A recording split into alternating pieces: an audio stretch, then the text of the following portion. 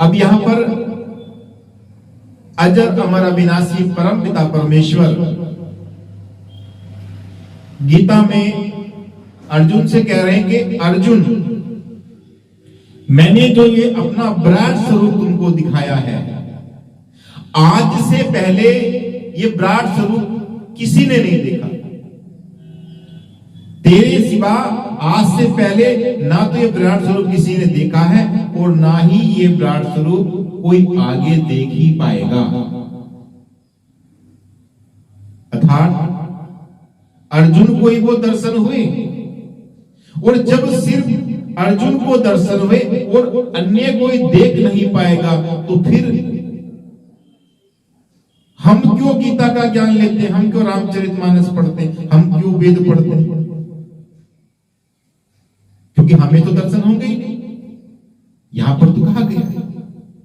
लेकिन हम ये भी जान रहे हैं कि वहीं पर परमपिता परमेश्वर कह रहे हैं कि तुझसे पहले मैंने सूर्य को भी यह ज्ञान दिया। जब सूर्य देव को यह ज्ञान दिया गया तो विराट स्वरूप भी दिखाया गया,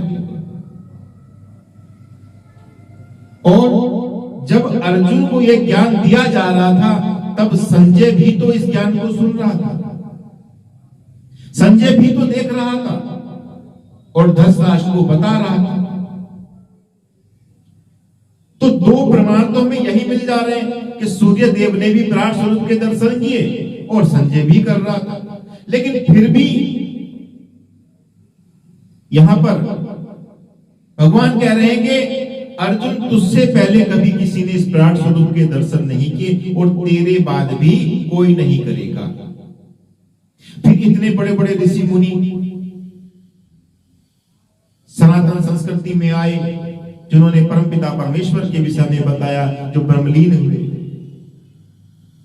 तो वो क्यों कहते थे कि हमने परमपिता परमेश्वर के विराट स्वरूप के दर्शन किए? हमें इस तथ्य को जानना पड़ेगा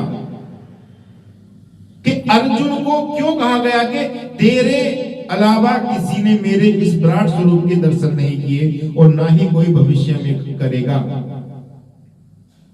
क्योंकि अर्जुन क्या है? अर्जुन एक जिज्ञासु है जो कह रहा है कि हे परमपिता परमेश्वर, मुझे अपने विराट स्वरूप के दर्शन कराइए। और अर्जुन ही अनुरागी है, अर्जुन के अंदर अनुराग उत्पन्न हो गया है परमपिता परमेश्वर के प्रति। वो पूर्ण रूप से समर्पित हो गया है, उसने अपना समर्पण कर दिया। रामचरितमानस में भी कहा गया, मिलहि न रघुपति बिनु अनुरागा, मिलहि न रघुपति बिनु अनुरागा। अनुराग के बिना रघुराई नहीं मिलती। जिसमें सबको रमना है वो राम बिना अनुराग के नहीं मिलते।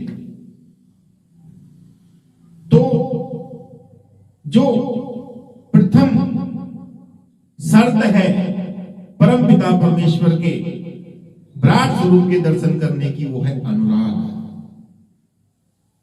जिज्ञासु होना। और वही अर्जुन है, यानी कि जिसके भीतर अनुराग है वही अर्जुन है, और अर्जुन को ही परमपिता परमेश्वर के विराट स्वरूप के दर्शन होते हैं। जो भी ऋषि मुनि के अंदर अनुराग उत्पन्न होता है, जो अपने आप को पूर्ण रूप से अजर अमर अविनाशी परमपिता परमेश्वर में पूर्ण रूप से समर्पित कर देता है, तो जिज्ञासु होता है, उसी को परमपिता परमेश्वर के विराट स्वरूप के दर्शन होते हैं।